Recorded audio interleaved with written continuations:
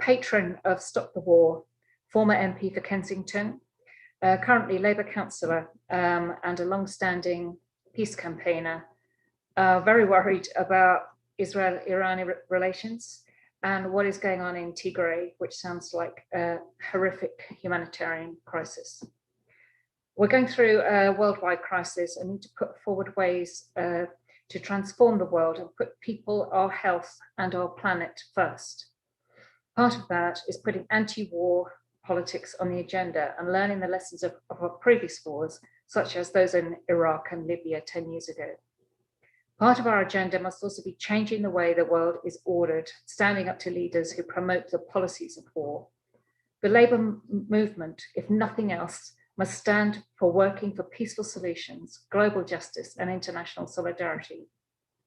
Arise is a celebration of our values of peace, internationalism, solidarity, and unity.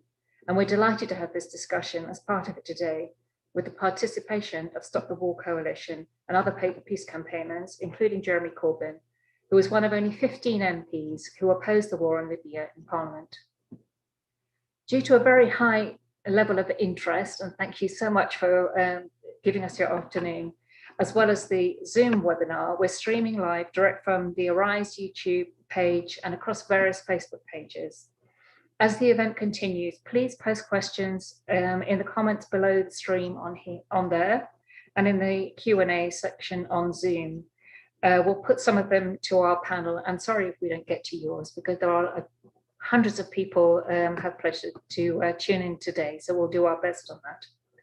Our speakers this afternoon are Matt Wilgross, who's one of the Arise volunteers, Murad Qureshi, Stop the War Coalition Chair, Claudia Webbe, Barbara Ntumy from the Black Liberation Alliance, James Schneider from Progressive International, and Jeremy Corbyn, MP, who will be rounding up speakers and before we get onto your questions.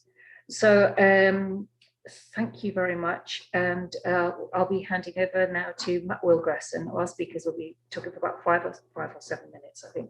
Over to you, Matt. Thank you, Emma. Thank you to all the speakers, and also particular thank you to the volunteers. I haven't been as good a national coordinator of Arise, I think, as I would normally be this year, because I keep suffering with these long COVID symptoms. So thank you particularly to Patrick and everyone who helps put these events on. Everyone who puts on these events nearly every other week, they're all volunteers. So thank you very much for that. I'm going to start by reading out a quote and to see if you can guess who it's from. In March 2011, the UK and France, with the support of the US, led the international community to support an intervention in Libya to protect civilians from attacks by forces loyal to Colonel Gaddafi. This policy was not informed by accurate intelligence.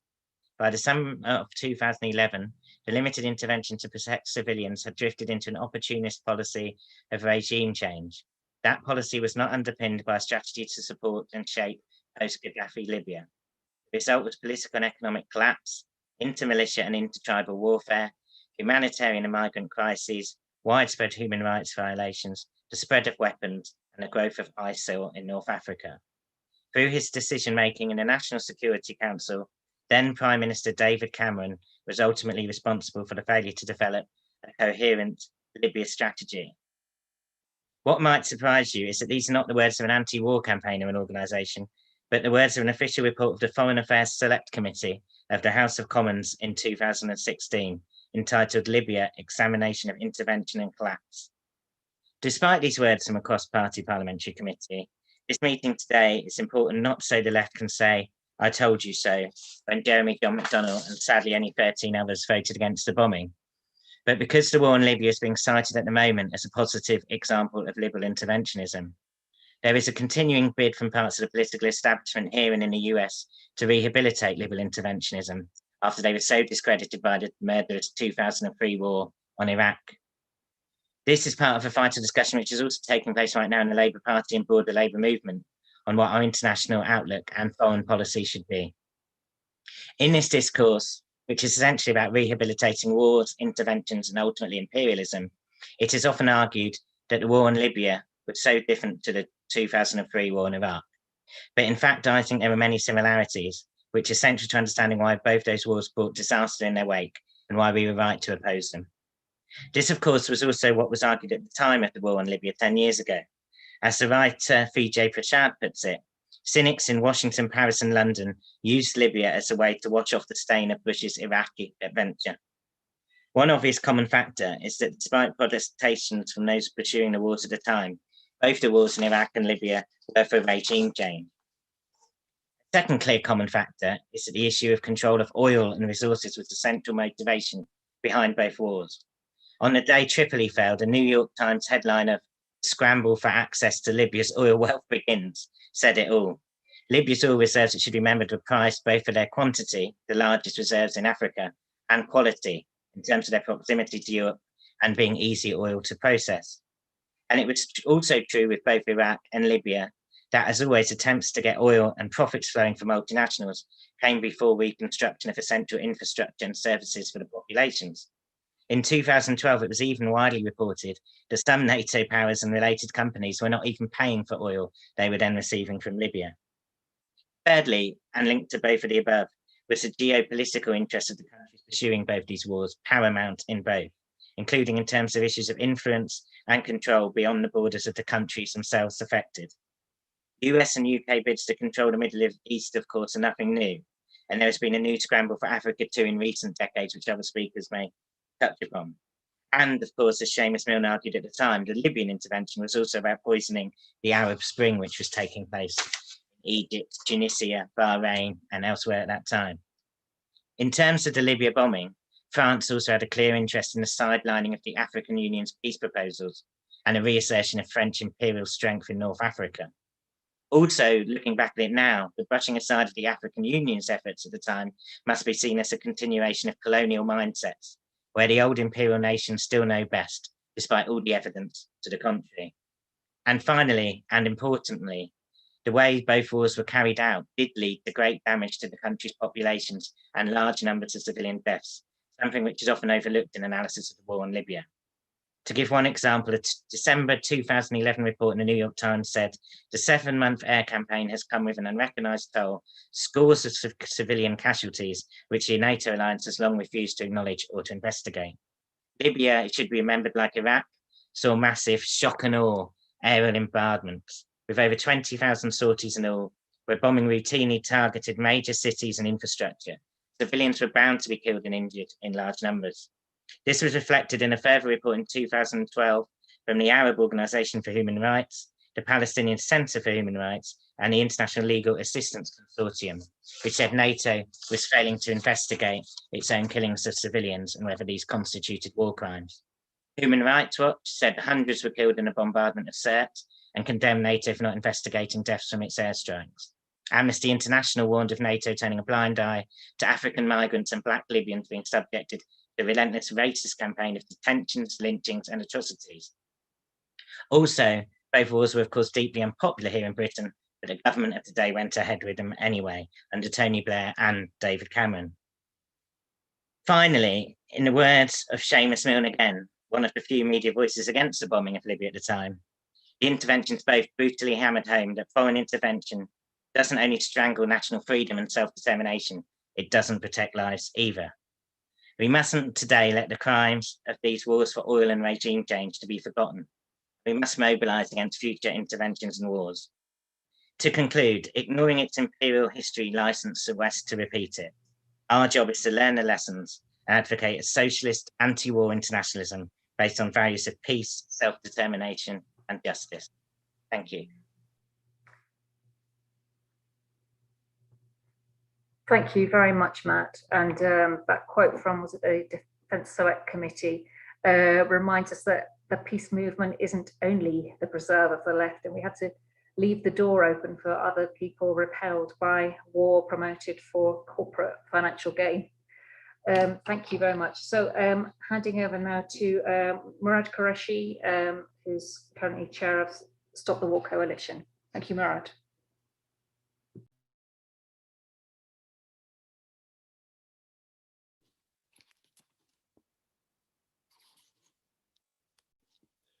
Thank you, Emma, for introducing me, and a rise for holding this session at a very important time of the year for me, certainly. And you're right, Emma, to mention that this was another occasion where Jeremy Corbyn was on the right side of history, along with only 14 other MPs like John McDonnell. But I start with quoting Barack Obama's State Department. At the time, it was supposedly working on the basis of don't do stupid shit, in lay terms. Yet Obama ended his time in the presidency by saying Libya was a shit show and their worst mistake. Furthermore, we had people like Hillary Clinton at the State Department on Gaddafi saying, we came, we saw, he died. That was a year before that same mob killed the American ambassador to Libya. So that's the extent of the mess that was made.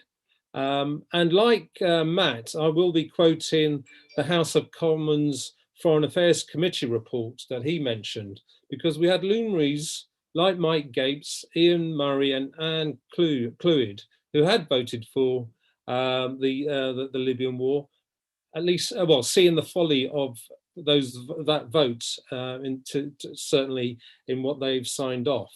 And there's just two things I would like to quote from that Foreign Affairs Committee report.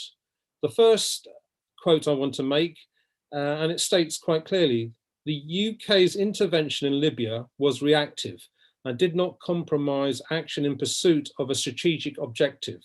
This meant that a limited intervention to protect civilians drifted into a policy of regime change by military means.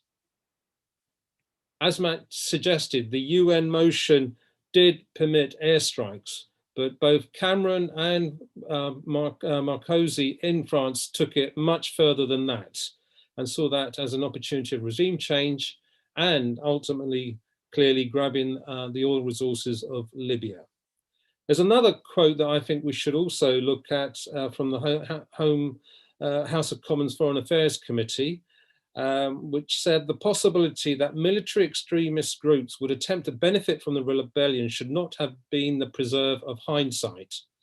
Libyan connections with transnational militant extremist groups were known before 2011 because many Libyans had participated in the Iraqi insurgency and in Afghanistan with Al-Qaeda. So you've got to ask yourself, what happened to the intelligence gathering in this instance again, so soon after the Iraq war and the deliberations on that front? That's the folly of the House of Commons vote. The other thing we shouldn't lose sight of, and which I made a point, is listening to our military folk on this Libyan action. I mean, if anything, the Iraq war should have got rid of the idea that you could go abroad and simply do good with a rifle, and that came crashing down very quickly. In this instance, Sir David Richards, the Chief of Staff of the Army, warned David Cameron to stay out of Libya, yet the PM insisted on NATO intervention where murderous anarchy now persists to this day. So not only did we, in hindsight, did the political establishment say that it wasn't in the interest, was completely out of order, the military establishment was saying very clearly at the time the folly of the action taken by David Cameron and Sarkozy from France, and and Obama regretting deeply being led by both those European leaders. Now, what's it mean to us now in this day and age? Well, this morning I was at an AGM of Liberation Organization, founded in 1954 as the Movement for Colonial Freedom. I can tell you this, the reason why many of my father's generation voted and continued to vote Labour was because of the left's links with the colonial freedom movement. Today, it's against neocolonialism and imperialism, and has been doing so for the last half century. And now we're not dealing with colonialism, we're dealing with neocolonialism. And long may that battle continue. It's not one that we should lose sight of. And in our anti-war advocation, we should point this out very clearly, as well as the folly of previous actions, both militarily and politically. It's also something which actually the Labour movement depends on. It's the umbilical cord for a lot of BME communities still voting Labour to this day. That's why we've got to have a strong anti-war message, and they understand that better than most, because they've actually been through most of this grief better than most people appreciate. Thank you very much, Arise, and thank you for this opportunity again to home in on a message which has always been very important to my politics and my family's politics. Thank you very much. Thank you, Murad. Always good to hear from you, and thanks for. It's always good to hear words of Obama being very frank. Libya, a shit show, and the mission creep, which has turned into a complete long-term disaster. And we have to listen to the intelligence, the military establishment who know what they're doing. So thank you very much for that. We're turning now to my former colleague, Claudia Webbe MP. Claudia, thank you.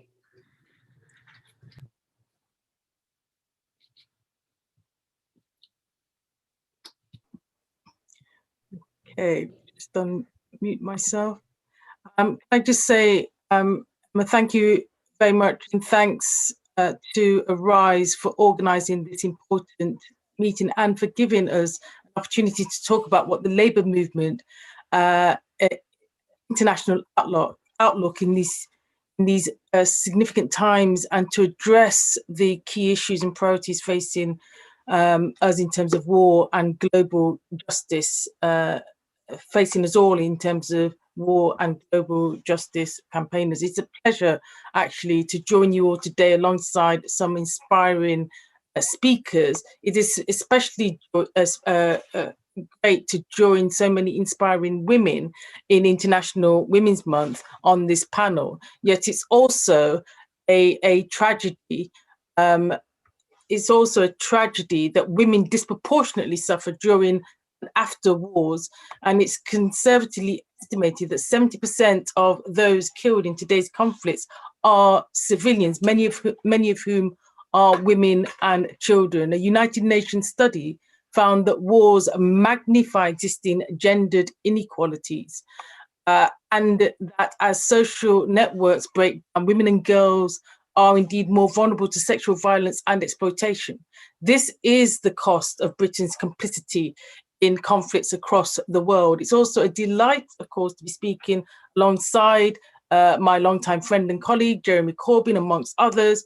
It's, of course, been 10 years in March 2011, where only 2% of the House of Commons voted against intervention in Libya. A total of 13 MPs, Jeremy was amongst this tiny minority who've been gravely vindicated over the last 10 years, which has led, of course, to more misery, tragedy, and heartbreak for the Libyan people. So the meeting title today reflects on 10 years since the disastrous war in Libya.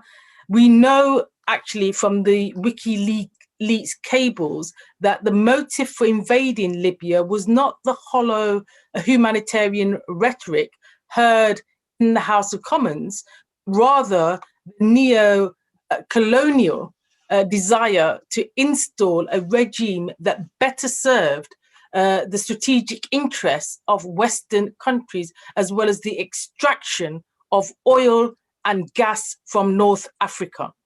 This year also marks 30 years since the end of the first war on Iraq, and 20 years since the start of George W. Bush's war on terror, and of course the founding of the Stop the War coalition that same year. The Libyan bombing campaign actually demonstrates that the British establishment had learned nothing from the illegal invasion of Iraq, especially that Western intervention and regime change only serves to create power vacuums that exacerbate the atrocities of people and suffering of people in the surrounding regions. I would also like to take this opportunity to make just a number of points. Firstly, it's important to remember that that NATO's bombing of Libya was opposed, as I've indicated, by only a handful of MPs. But this shows also the importance of speaking up against war and for peace, internationalism and justice, even when the establishment and their media try to squeeze out our voices. Secondly, I think we need to understand that the example of the war in Libya is falsely used by those arguing, as Matt has indicated at the start, arguing for a rehabilitation of liberal interventionism, or what might be termed liberal imperialism, who feel they cannot use Bush and Blair's war on Iraq as an example of success for obvious reasons, but are trying, therefore, to whitewash how badly the Libyan war went. So we come to, in a sense, why we must have an anti-war agenda. And this is where I want to concentrate my remaining remarks. There are currently thousands of British forces in at least 35 countries around the world, including 1,000 in Afghanistan and more than 1,000 in the Middle East. Their continued presence in these areas is only serving to prolong conflict and heighten tensions. This year, we've seen an appalling resurgence of the demonization of refugees and asylum seekers, yet asylum seekers arriving in Britain are often from countries where the UK contributed to their disruption, either by arming current conflicts or through the enduring legacy of colonialism. The time has come for former empires, of course, to take seriously the historical debt that they owe to the countries, communities, and individuals who endured their cruelty. As internationalists, it is therefore crucial that we defend the anti-war policy program that we've been pushing from the left. I think it's important to emphasize that Trump's failure to win re-election and the defeat of his nationalistic, militaristic and anti-China rhetoric doesn't mean that peace campaigners can take our foot off the pedal. Whilst we have seen the welcome developments around the US pulling back in providing arms for Saudi Arabia to use in the war on Yemen, something the UK government should follow suit in. We have also already seen airstrikes in Syria, a firm commitment to uphold illegal sanctions in Venezuela, aimed at regime change, and this is within just a few months of Joe Biden coming to office. There is also no sign of an end to what many have termed the new Cold War against China, which has not just been about rhetoric in recent years, but been hostile.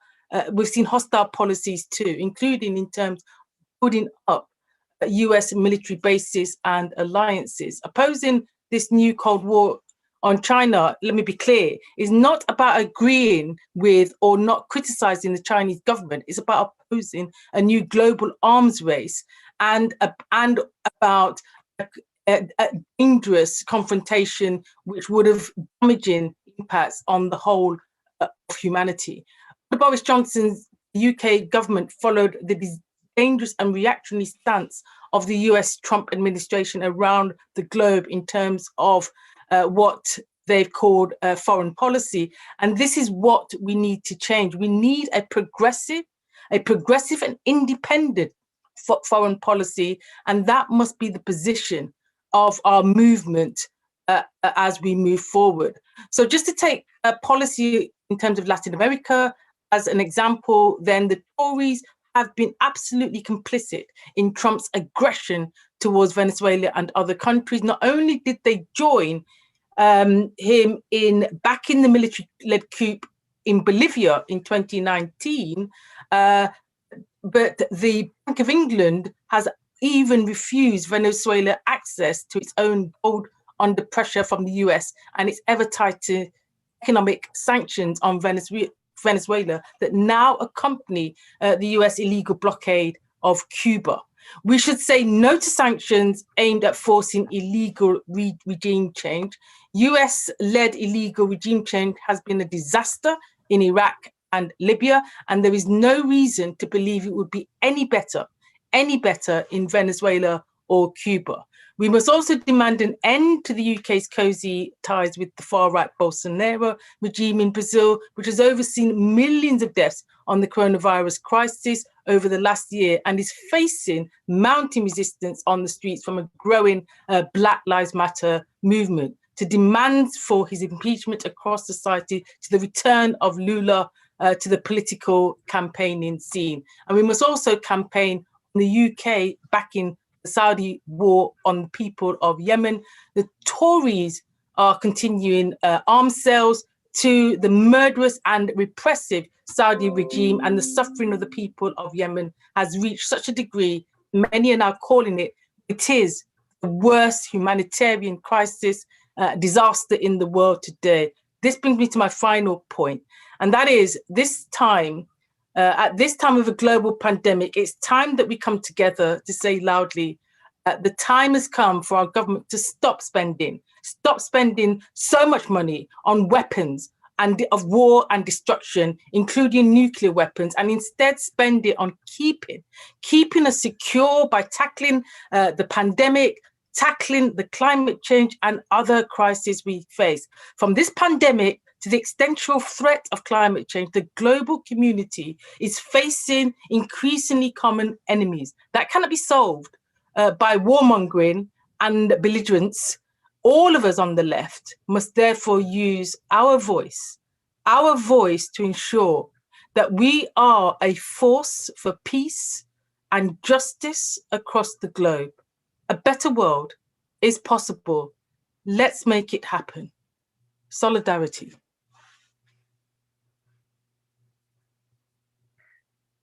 Thank you very much for those words, Claudia. And as you're saying, the people who suffer the most are civilians, often women and children, and how frightening that is. And often the story behind that is the attraction of oil reserves.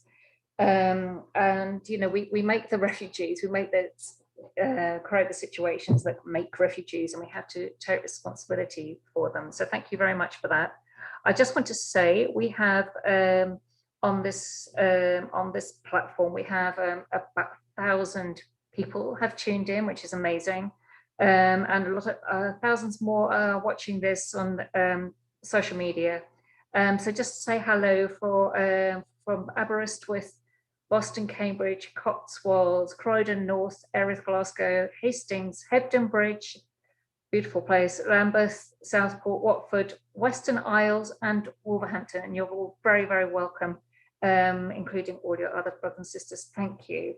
So we're handing over now to Barbara and Ntumy from the Black Liberation Alliance. Over to you, Barbara. Thank you.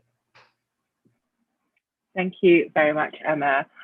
Thank you very much, Arise, for inviting me to speak here today. So the Black Liberation Alliance believes in the political alliance of the Global South and its diaspora across the world in order to achieve liberation and freedom for all who are oppressed.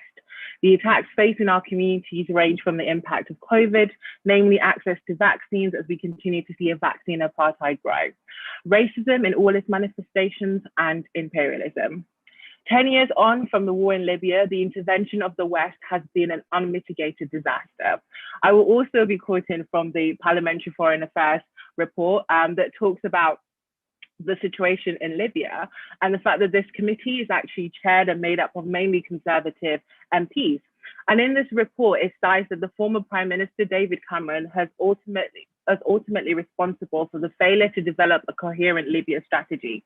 Before the war in 2010, the United Nations aggregate measure of health, education, and income ranked Libya as 53rd most advanced country in the world for human development, and as for the most advanced country in Africa. By 2015, it had declined to 94th place. In that same period, its GDP was comparable to European countries, which was later halved after the war. And since the war, the oil revenues that had been used to invest in the population were now turned over to militias. The UN estimates that 3 million people, which is around half the population, were impacted by the war and ensuring political instability. The West, a combination of France, Britain, and the US, were motivated not by humanitarianism, but a drive to control oil, to profit from it, to increase their standing on the world stage, and in turn chose military intervention over less harmful political options. This intervention was costlier, deadlier, and in keeping with an imperialist mindset. Our government spent at least 234 million on the disastrous war, which resulted in a collapsed state, the propagation of extremist militia, a refugee crisis, a modern day slave trade, and harrowing footages we've seen on social media of sub-Saharan Africans being put in cages, force-fed the Libyan flag by the so-called rebels that our government intervened on the side of. Having militarily intervened and created 500,000 displaced people by 2016, Fortress Europe revealed its motives were anything again but humanitarian.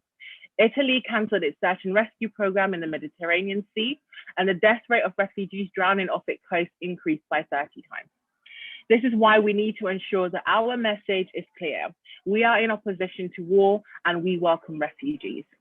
Our government is creating the conditions in which people find themselves as refugees when it invests money into wars.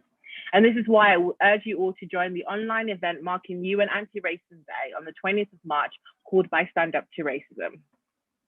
This meeting today is very important because the Global South, which comprises of the continents of Africa, Asia, South America, Oceania, and the people of the Caribbean and the Middle East have been subjected to colonialism, imperialism, destruction, and exploitation by not only Britain, Europe, but the US too. And that's happened over the past centuries. I am proud to be on this platform with so many voices who have had a consistent approach to oppose war and who are often vilified for doing so. History will show that you were on the correct side. Now let's talk about those who are on the wrong side. From Obama to Cameron and all the politicians who supported and continue to support imperialist wars, history will remember you for being on the wrong side. There have been many sites of resistance in the West and in the Global South. From the global Black Lives Matter movement, which defeated Trump, to the campaign by the Black Alliance for Peace to shut down AFRICOM, the United States African Command, which has been established on the continent since 2007 and is the military intervening force on the continent of Africa. And last year's UK Black Lives Matter protests, which saw demonstrations take place in more than 260 towns and cities in June and July, were one of the largest anti-racist protests Britain has seen in decades. From the refugees fleeing the West policies in the Global South who end up dying in the Mediterranean Sea, to those in our communities being hit disproportionately by COVID, to Mohammed Hassan who died after police contacted Wales. We must rid the world of racism that has been built into our relations with each other by the West so that we can live in peace. And the call to oppose war and imperialism is more pressing than ever. Boris Johnson is boasting about the billions he has allocated to the military, a historic high. Just as we face multiple crises, we need to invest in a zero COVID strategy to suppress the virus and protect the 1,000 more that could die as a result of failing to put public health first. We need to invest in building back better and a greener society post-COVID, and to tackle the oncoming economic crisis and to stop climate change. Instead, however, the West continues with this saber rattling in the Middle East and is gearing up to create a new Cold War with a military buildup towards China. We can see the results of what devastation the West leaves behind in its wake when it intervenes on so-called humanitarian bases, from Nagasaki to Hiroshima to Iraq and to Libya. And I just want to say that Jeremy Corbyn was probably the most anti-racist and anti-war leader the Labour Party has ever had. And it was no surprise that during his leadership, membership grew and activity grew. So in closing, I would like to say the left and the Labour movement in Britain must stand up and say with conviction that it is morally wrong for Britain to keep waging wars and destabilizing countries across the world. That is not how we would like our taxes to be spent. We would like them to be used on paying for the NHS staff wages, which are in line with inflation and not the meager 1% offered. We must be the generation that secured an era of peace, equality, and a planet that was habitable for future generations, not one riddled with pandemics, conflict, and climate catastrophe. And that must start with us saying no to war and not in our name. Thank you very much for having me. Thank you very much indeed, Barbara. That was excellent. And the words, aid not arms and NHS not arms, and we could scrap Trident for starters and feed people and spread share our vaccinations with people who are struggling in all kinds of deprived countries in Africa and elsewhere, and all those displaced people who are politics have displaced. So yeah, it is indeed morally wrong. Before we move on to Jane Schneider, I'm going to hand over briefly to Sam Browse, who's going to say a few words about Arise. To you, Sam. Sure. Cheers. Yeah, my name's Sam. I'm a volunteer with Arise Festival, and that word volunteer is really, really important. Our opponents, the big bosses, the big corporations, they've got all the resources, they've got all the money, they've got all the media access, and they've got all the power. All we've got is our ability to organise and the talents and resources of our volunteers and our activists. So on that basis, please can I underline and ask you to donate to Arise. The only way we can put on festivals like this or events like this is with your donations. So someone should be posting a donate button or a donate link in the chat shortly. Like I say, really underscore that. Please, we need your donations to make events like this happen. Second thing I just want to highlight is our sister website, Labour Outlook. Like, good organisation, it's not just about resources, it's also about ideas and having the ideas. Labour Outlook is all about sharing the best ideas of the Labour left. Some fantastic articles up there. One by me, if I can blow my own trumpet, called Nukes and NATO Engagement Aren't the Answer. Labour needs an independent foreign policy for peace and disarmament, which is worth checking out. We also have regular contributions from MPs and sort of leading activists and trade unionists in our movement. So it's really worth checking out Labour Outlook. You can see a link to that in the chat below. And finally, I'd say just a plug for our next event, which is being co-hosted with No Holding Back and the Morning Star. It's called a Jobs-Led Recovery, the Fight for Full Employment. So it'll be on the economy, and that's next week. You can see details about that in the chat as well, and I'd encourage you all to go. And finally, the real finally this time, just one more plug, please follow that donate link and give us the resources we need to put on events like this and keep putting on events like this. Thanks very much, Jeff. Thank you, Sam. And I'm sure people will give what they can. And if they can't spare a few pounds, they just keep on signing those petitions and circulating them, and just increasing the knowledge and support for all the campaigns around our peace agenda. Thank you for that. Moving on to James Schneider, well known to us all, is now working for Progressive International. Over to you, James. Thanks very much, Emma, and thank you to Arise for putting on this event. All the other speakers have presented so clearly and powerfully why the war on Libya was wrong and how it's proven to be an absolute disaster, both for the country itself, the region, and also for the UK. And they've also explained why the cause of peace and justice is the right one, and Labour should champion it. So, I mean, of course, I agree with them. So rather than repeating them, I want to talk about why these ideas are often popular in the country and could win votes for the Labour Party. Now, that doesn't mean it's going to be easy to move the Labour Party into a pro-peace, anti-imperialist position. I mean, it was hard enough for the last 5 years when we had Jeremy as our leader, a man whose commitment to peace and against imperialism can never be doubted. I know I was part of Jeremy's team, and I remember being told again and again by others in the party that our anti-war politics would lose us votes and we should avoid talking about them wherever possible. And we were told that it was a mistake to create dividing lines on foreign policy and that it was always safer to tuck in behind the government. Now, I know why some people in the party were telling us to do that. It's because every time we did stand up for peace, every time Jeremy did make a big intervention in support of peace and against imperialism, the attacks, particularly from the media, were intense. I remember probably most clearly was after the horrific Manchester bombing in the 2017 general election, and I remember the days that follow it. We were being advised again and again that we should try to tuck in behind the government, which would have meant we were trapped by their frame. And we would only been able to debate things like how much judicial oversight there should be on control orders rather than on the fundamental issues. But thankfully, Jeremy, and he was supported by Seamus Milne and others in it, bravely decided to take on the critics and entirely flip the script and speak the truth that we already knew was the case, but many were afraid to say out loud.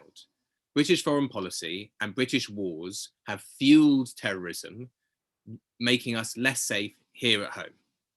Jeremy made that argument, I'm sure we all remember it, in a careful and precise speech.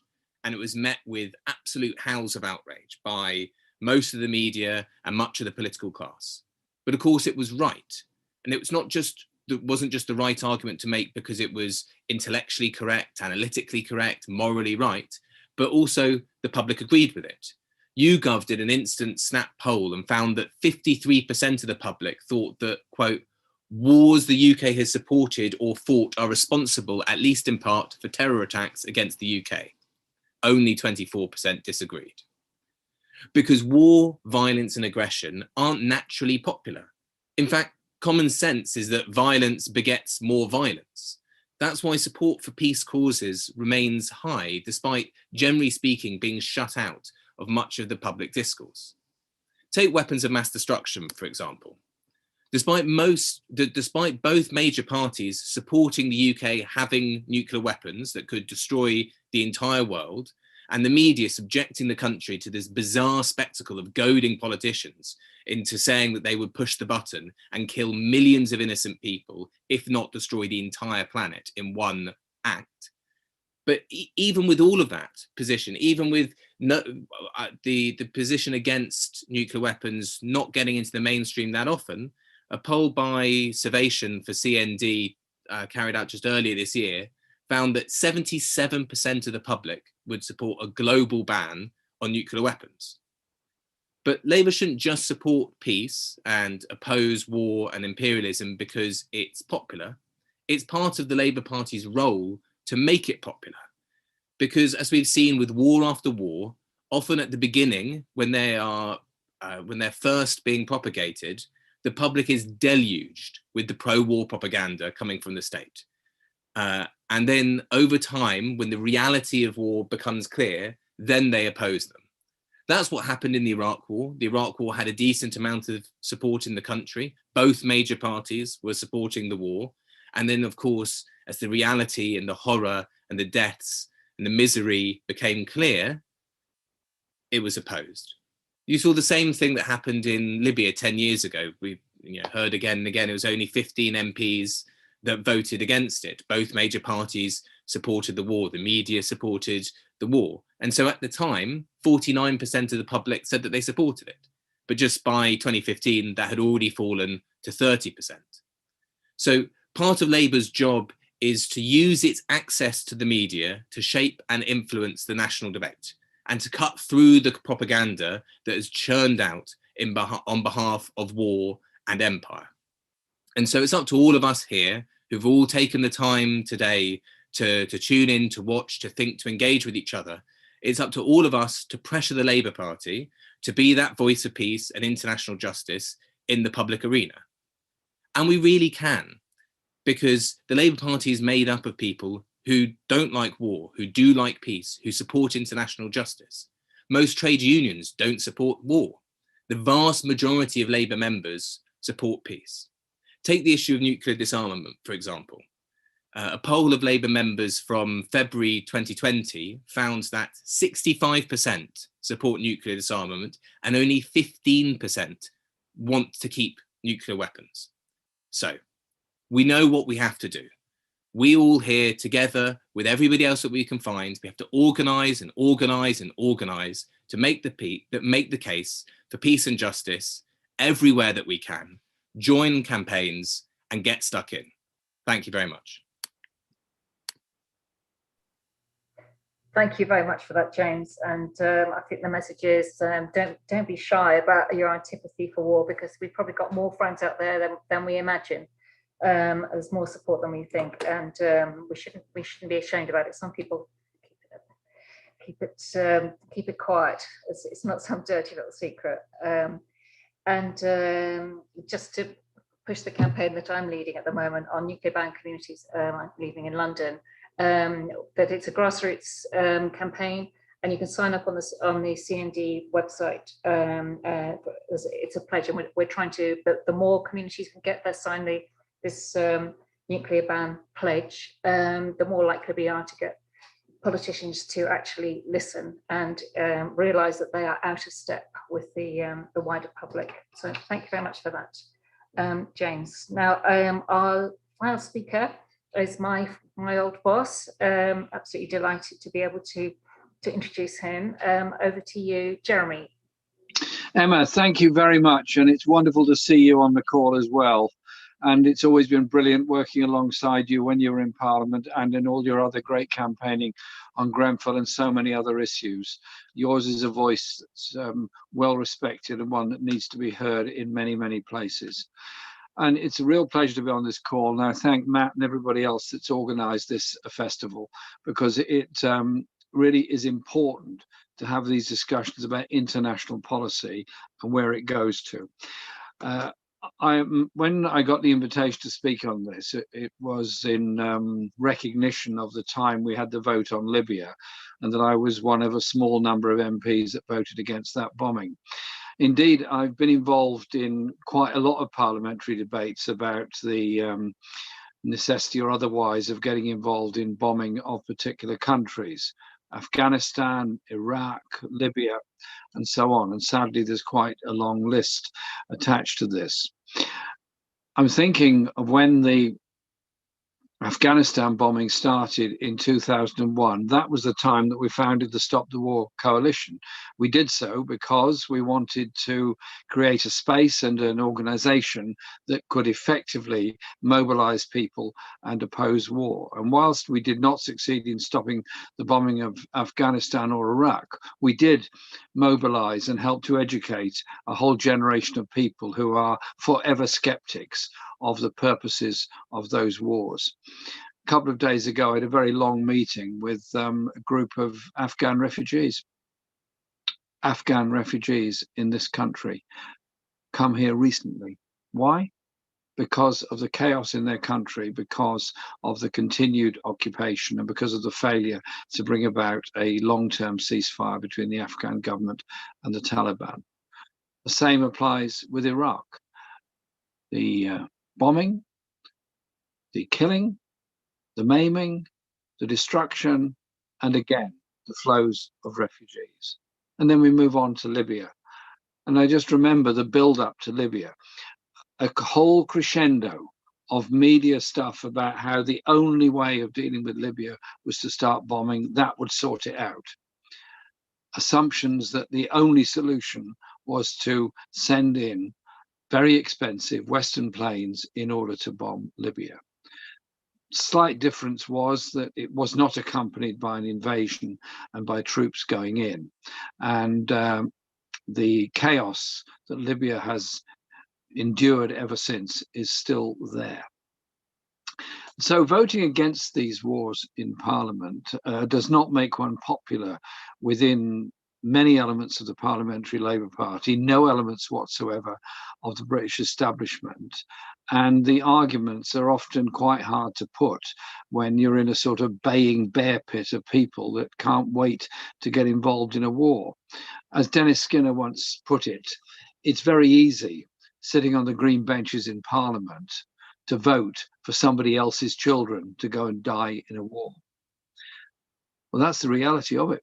Because when you send troops into a conflict, you're sending people potentially to die, which is what the result of war is.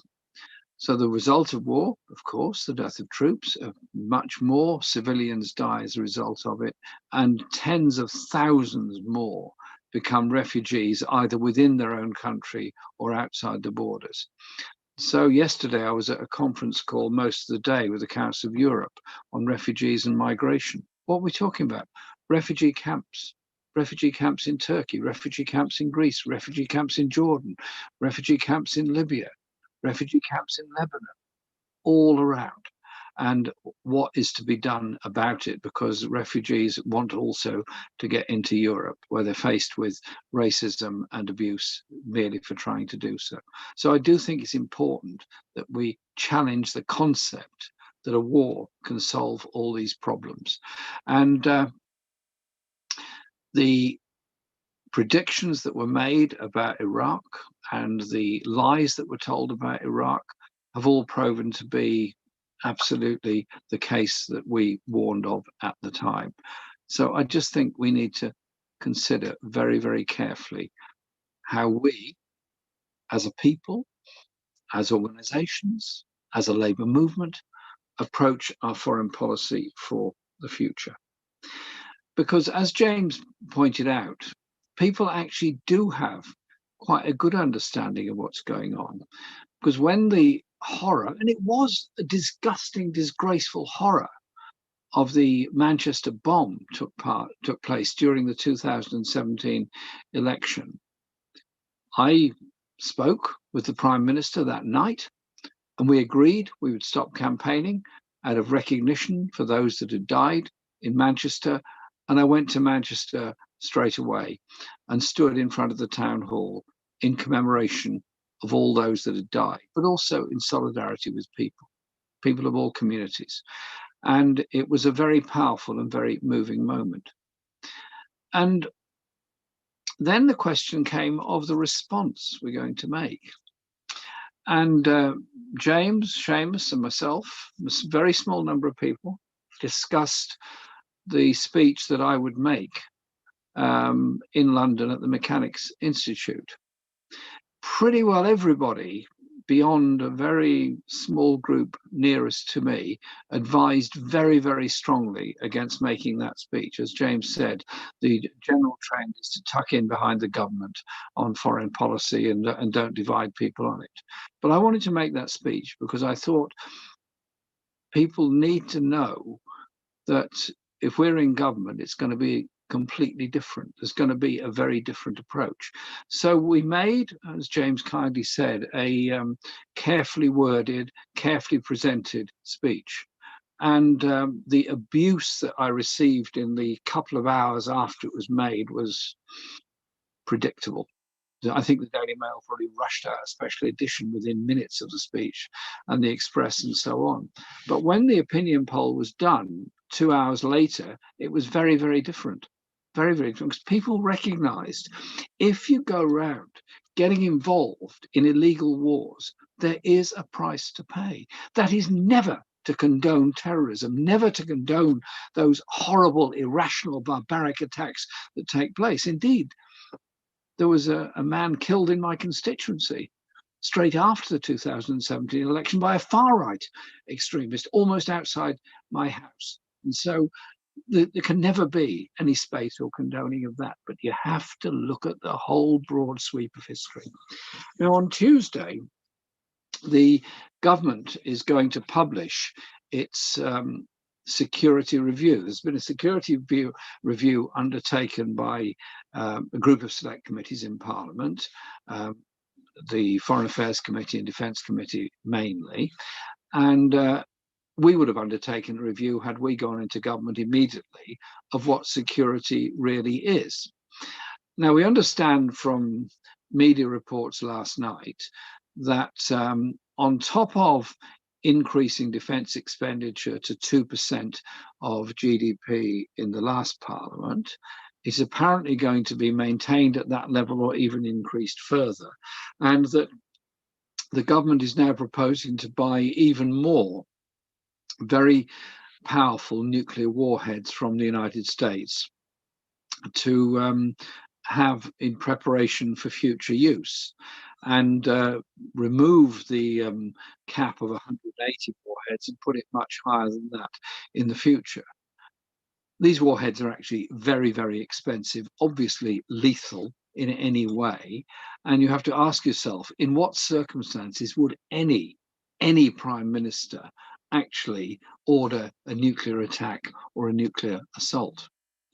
But it also comes at the same time as 57, I think it is, countries have now endorsed and ratified the global ban on nuclear weapons treaty being pursued by the United Nations.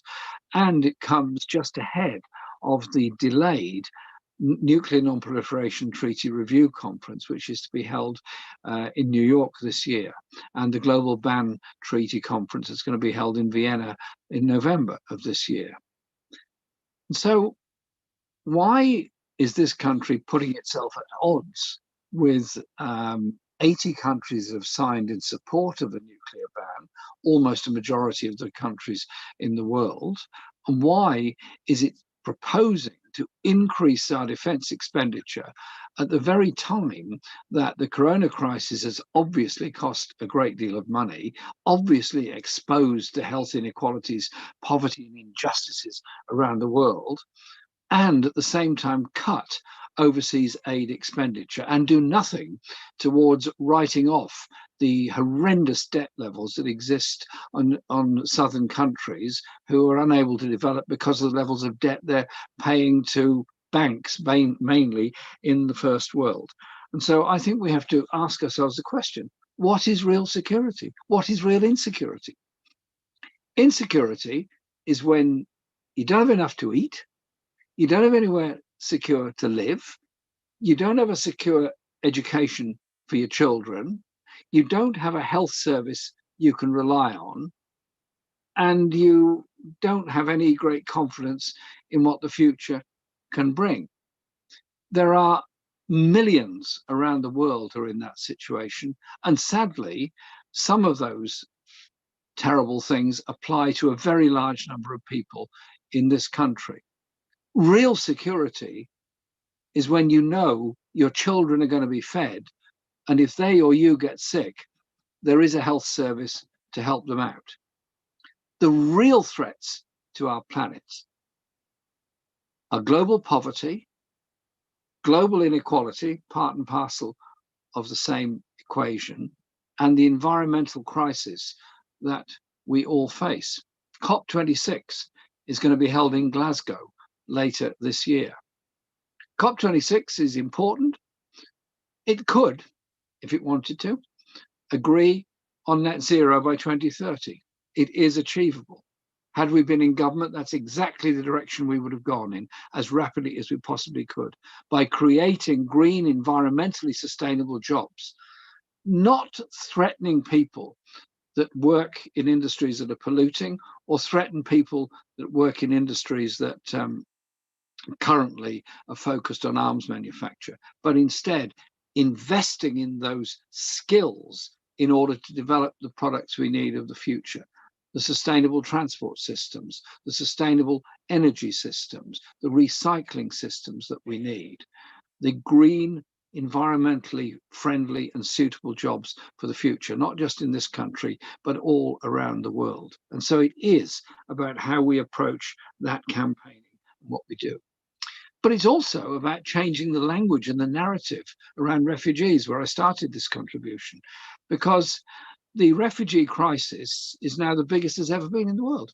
There are 70 million people on this planet, fellow citizens of all of us, who are refugees either from their own country or internally displaced in their own country because of wars. So if you're internally displaced living in a refugee camp in Goma, in the eastern part of the Democratic Republic of Congo, or you're externally displaced Syrian refugee living in a camp in Jordan, the reality is you're living in a refugee camp and your life chances are obviously damaged as a result of that. And then you add up the hysteria in the British media about refugees coming to Britain and the horror of people dying in the Mediterranean, the Aegean, the Channel, just for trying to get to a place of safety. And so when Parliament discusses these matters, they get very concerned about people traffickers and criminal activity by them. I'm not here to defend people smuggling, people trafficking, or any of those criminal activities. I'm not here to defend them at all. But they only exist because of the refugees that have no other place to go other than try to survive in a very, very cruel world. So it is up to all of us who are active in our movements to make sure we create that better atmosphere. But it's also up to us to challenge the media story that goes with this. And I'll conclude with just a couple of thoughts on this, if I may, Emma. Every one of the wars that I've opposed while I've been in Parliament has been accompanied by a media hysteria surrounding it. Remember the Evening Standard and the stories it ran about 45 minutes until Saddam Hussein can send these missiles out, etc., etc., etc. I've kept some of them. They're indeed in this very room. Those stories in the media. The hysteria that was built up, that the only way to deal with this is to bomb. Same was said about Gaddafi. Same was said about Afghanistan. We hold no brief for the human rights record of Saddam Hussein or anybody else for that matter. But we do hold a brief for the right of people to be able to live and not be subject to powerful bombardment from other parts of the country. So those people that have been displaced from their homes and the wars that have taken place to grab natural resources are ones that have always been promoted by the media. And so I think it's very important that those of us who want to see a different world, want to see a world of social justice, recognize the inordinate power of the mainstream media, not so much to sell newspapers, because that isn't the issue, but to frame the political discourse and debate and frighten politicians into shutting up when they should be speaking out. And to create an atmosphere in which wars are seen to be the only solution to things. And so tomorrow evening, I'm very pleased that our project, the Project for Peace and Justice, is organizing a global Zoom conference, a big conference on media, which I'll be setting out some ideas on how we deal with and control media for the future. Now, the Labour Party is looking at policies. That's good, fine. You should always look at policies. And the language that's been used is strange when somebody from the Labour Party says a policy is non-negotiable. Non-negotiable policy. Every policy is negotiable. Every political position is negotiable. Every political position is debatable. That is what democracy is about. And so I hope we can use this opportunity of the security review coming out next week to frame that debate into what is real security in a peaceful world, and challenge the notion that somehow or other holding weapons of mass destruction will bring about peace for the future. It won't. It will only create more tension, more money, more resources going on unnecessary things rather than on the needs of people. I've just been reading, still am in fact, a fascinating book, this one here, it's just holding up for you, called Insurgent Empire. Insurgent Empire is a wonderful book written by Premavada Gopal, and in which she brings together in this book the demands for independence and anti-imperial movements in what was formerly the British Empire, in India, in Africa, Caribbean. And then she balances that with the activities of the British Labour movement. Now, the Labour movement's record on imperialism is not all simple and clean. Indeed, there was a very strong strand within the Labour movement of pro-imperialism, actually, and pro-empire for a very long time. It was often a minority, Keir Hardie particularly, but others, who spoke out against empire in the very earliest days of the Labour movement. But if I could just finish with a quote from Saklit Vala, who was an MP for Battersea in the 1920s, and he was speaking out about the British commission that had been sent to India. They'd sent a commission to India to work out what the Indian people wanted as they were part of the British Empire. And what Saklit Vala says is this: what on earth is a British commission to find out in India in regard to whether Indians should rule in their own country any more than if you had the impudence to send a commission to France tomorrow to see whether that country should be run by Frenchmen or whether the British should go there and take care of the minorities in Alsace-Lorraine. He was making, in one paragraph, a simple point that this sort of idea of European supremacy inculcated an awful lot of the thinking. So, educate ourselves, agitate, and above all, organize for a peaceful future which will bring decent living standards and security, real security, for everybody in our society. Thank you very much. Thank you so much, Jeremy. I was going to say we miss you, but you're everywhere, and bless you for that. Heartfelt thanks from all of us, I'm sure. You just reminded me about the bear pit of Parliament and the toxic masculinity, which is always pushing towards war. I had a shiver down my spine when you were talking about that. Thank you, Emma. We miss you too, but we're still together on Zoom. Indeed, I'm still here. I'm not going anywhere. I'll be a thorn in their side, in or out of Parliament, I tell you. Yes, I was just wondering, next time we have a vote on this, we could ask Mr. Johnson which of his family members he'd be prepared to be sacrificed in the war that he's espousing. I wonder what he'd say. And you talking about discussing the issues with refugees from Afghanistan, and I met a whole slice of life of refugees, because there were many survivors, obviously, from the Grenfell Tower who really poured their lives out, and they came here to be safe, and they'd gone through the process, and they'd been housed, and you know, we should have kept them safe. And people who come here and they go through the mill of all the bureaucracy and are finally settled and they finally get a home, we have a duty to keep them safe. I don't know, how can we, sorry, noisy cat, how can we, how dare we cut aid while we're profiting from arms sales around the country? We need to fight and educate for peace. So I'm going to go some questions. We've had loads now, and I hope this is going to go okay. In the back, around the back, Matt has been pulling them out and so on. So what I will do for the panel is I'm going to read all the questions. I think we've got 6 or 7.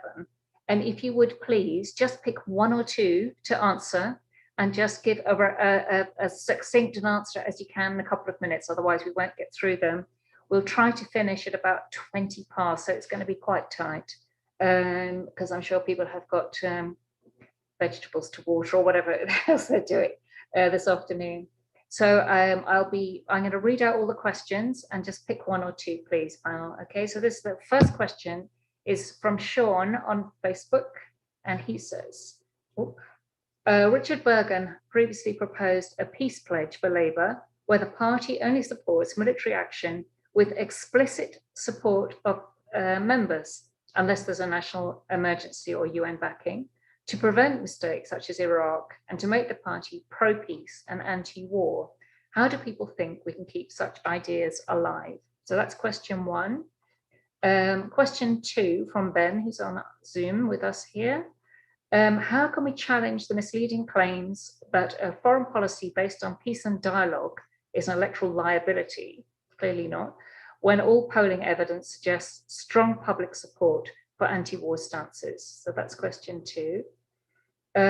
Question 3, I don't have a name here, but it's from Comrade on Facebook. What do people think the election of Biden and his pursuit of the US interests in foreign policy means for the world at a time of the growth of the global South? Do we risk a new Cold War? Yeah. And how can we instead argue for a peaceful, multipolar world instead? Lovely. And there's 2 more here. Short one, question, what would that be for, I think? What does an anti-war agenda actually mean in practice? And the final one from Pete, who's, oh no, sorry, there's 2 more. Pete on Zoom. In October 2019, Panorama released a program identifying atrocities. Well, yeah, I remember this one, awful. by British troops in Iraq, proving there had been a criminal cover-up by the army and the government. But where was the outcry about this in Parliament? Where is the demand for a judicial inquiry and prosecution of criminals? Good one, thank you. And finally, from Tariq, who's on Zoom with us, how can politicians who voted for this horrific intervention in Libya justify it for saving civilians, now justify refusing the entry of those civilians who fled the consequences of this intervention, of their entry into the UK as refugees? And thank you very much for all your questions. We were bombarded with them. We just picked out a bit of a choice of them all. So thank you all for that. So let's go through our speakers. I've lost my speakers list now. Matt, would you like to comment on a couple of those questions, please? Thank you, Emma. Yeah, I won't speak for very long.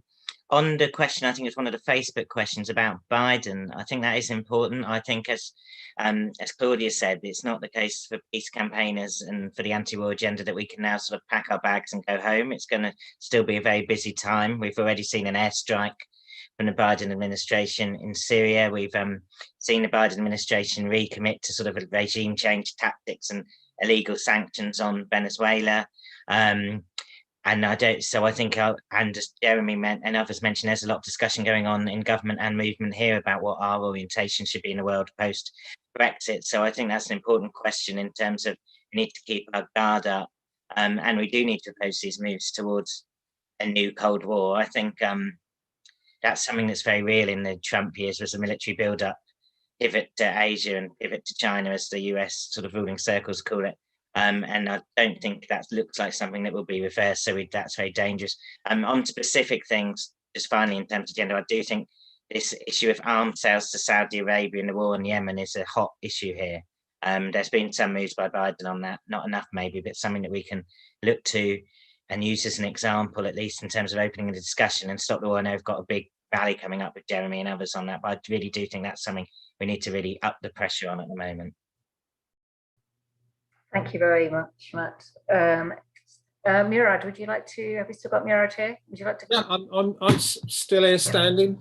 Yeah, I'm just following on from what Matt said. The Biden and his impact, there's no doubt on the Yemen front. It has put the present British government on the spot, vice versa, aid commitments, reducing them in these present circumstances, when Yemen is at the point of a major famine and requiring major humanitarian assistance, and also stopping arms sales to the Saudis in the Yemen context, whilst the British government continues those sales to an abhorrent regime in Saudi Arabia. I think he's dealt with a future Mohammed bin Salman quite well personally, but the rest, as Matt suggested, we've got to be very wary and keep an eye on, of course, on the front, on bombs again in Syria and what have you. The Cold War with China is not good news for anyone, quite honestly. The pivot to Asia under Obama's time has actually, I think, caused more problems than we can imagine, and it's something, unfortunately, we're going to have to live with. I only wish we were globally combined in a war with the virus, and that's not the way, clearly, many people in the state, in the military industrial establishment in America see things. So yes, we've got to be very wary. I look forward to our event Stop the War will do on the 6th anniversary of the war of Yemen. Jeremy and others will be there on the 26th of March. So that's the focus there. And I just want to go to Tariq's question, which was the last one. When he said, how can politicians refuse entry of refugees after their decisions cause mayhem in their countries and the need for them to be refugees? I tell you why they can get away with doing that. And as parliamentarians, they know very well that most refugees don't end up coming to the developed or the first world. They end up on the edges of the developing world. when they're being when they've been attacked and what have you. The Syrians ended up in Turkey. From Lebanon, you get onto crossing the Mediterranean, possibly if you're lucky. And in other places like the Rohingyas, you go into neighbouring states. You don't get on refugees, by and large, don't get on planes and come to the first world or the developed world. They come to the adjoining countries to where those attacks they've incurred. So that, unfortunately, is a political reality, and I think a lot more people should acknowledge that. And I think most of the assistance for refugees it needs to be had in places like Turkey, Bangladesh, Libya, and Pakistan with Afghan refugees from the Afghan wars has to deal with. And finally, just next week, I mean, it's funny, Jeremy has mentioned this a few times, but, you know, quite honestly, I don't hear a public clamour for a space command or a national cyber force, but I do hear a very strong appreciation of our carers and key workers. And so I think I think we need to push that point very, very strongly. 1% is the measly amount that we can find for our nurses when we can find, it seems, billions quite easily for supposedly the defence of the realms in space and in the cyber world. Thank you very much, Murad. And yeah, I've got numerous family members working for the NHS, and I can't repeat actually what I've heard in the past week. Okay, we've lost Barbara and Ntumy, and we sent her thanks. She had to rush off to another meeting elsewhere. So we'll speak to James now. A couple of questions, please. Hi, yeah. I'll take, I think, Sean and Ben's questions, which I think were the first two. So how do we keep pro-peace ideas alive, and how do we show that they're popular? That's what we have to do with meetings like this, with proposing things through supporting independent media and good media that investigates these sorts of things, and through developing the campaigns that are going. It's up to all of us to keep it, to develop those ideas and to show that they are popular, because they are popular. I just want to say one more thing, because I know we're short on time, about security, because clearly the biggest security threat that we faced before was a pandemic. That's the thing that has killed the most people, ruined the most lives, caused the most misery. And so I think if we're thinking about security going forward, rather than thinking necessarily about which weapons are going to be most effective at killing which people, we should think about how can we develop vaccines and have a pharmaceutical system around the world that puts people before profit, and that doesn't act with such grotesque inefficiency as the current system, where we're seeing profits of pharma companies be put ahead. It's not just the health of most of the world. Most countries on earth aren't going to be vaccinated this year at all, because they're being stopped from manufacturing vaccines by global trade rules. But also it makes it more likely that the pandemic will carry on here, because the longer it goes on, the more likely it is to have mutations. So I think when we're thinking about real security, we have to be thinking about real justice, which means taking on all of the issues, the whole range of issues that place the overwhelming majority of people on earth in a terrible position in order to support the profits of a tiny, tiny, tiny elite. Thank you very much, James. And sorry, I got my list mixed up. It's Claudia next. Would you like to give us a couple of minutes on a couple of questions? Thank you. Well, I won't say much, because I know that we've got we're up against it in terms of time, but I just want to just take us back to that, the whole debate that there was in Parliament around Libya and why we got there in terms of the war on Libya, which is a catastrophic disaster. One of the issues really was about what in a sense the mainstream media was saying, in that justification for the war was somehow that it was about saving lives, and if that was the case, and that was much of the debate that was happening, that so-called we were saving lives, and that was the case, that was a catastrophic disaster. So what we have to do also is to be able to challenge the media narrative around all of this, and that's why we have to continue to democratize and diversify our media, find alternative mediums in order that we stay true and strong to what we understand in terms of the necessity for anti-war. As I said in earlier, that the outcome of wars and the effects of wars provides a distinct suffering for women and children, a distinct suffering for people that then have to flee war-torn areas and then spend their life on the run. And the people that obviously are the fallout from this war aren't those Western countries that benefit from war and that historically have benefited from imperialism and colonialism. And it's the same arguments that were used historically around colonialism and imperialism that are used today to justify wars today. So we have to stand firm in our anti-war stance. To do that, unity is the key thing. That's why it was so important 30 years ago for Stop the War to form, because we know that Western societies learn nothing. And we, as I said earlier, we can't be hopeful in terms of the change that's happened in the US. Trump may have gone, but we've seen some positive signs, yes, in terms of what Biden said about Yemen, but we've seen the continuation of some negative acts of war that really that's why we can't take our foot off the pedal as in terms of we on the left.